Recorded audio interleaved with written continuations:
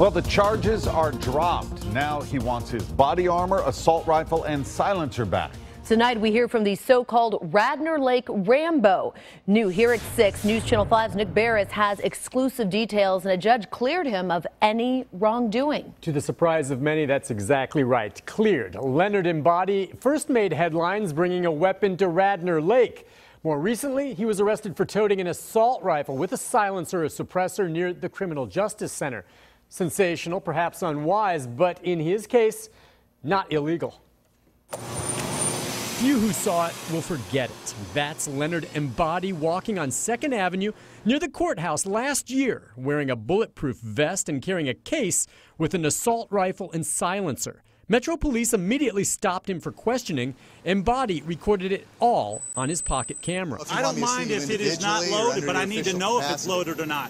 If I let you go and you end up shooting 12 people, whose fault is it? Mine or yours? Embody declined to answer any questions, and police arrested him. Am I being detained? Yes, you are. Put your hands down. No, I'm going to leave my hands on my head because I don't want to get shot.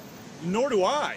That's why we're stopping you. Really? That happened right here about 1 year ago. Embody was charged with unlawful possession of a silencer. Turns out he had a federal permit. That's confidential. He was under no obligation to share that information with police, and he didn't. He had all the correct documentation that he needed to be where he was doing what he was doing. News Channel 5 legal analyst Nick Leonardo says that's why a judge this week had no choice but to dismiss the charge. It's one of the weird loopholes in the law, and this was the right decision. Not that the judge liked it. In his order, the judge wrote, the police were faced with a serious public safety concern that day.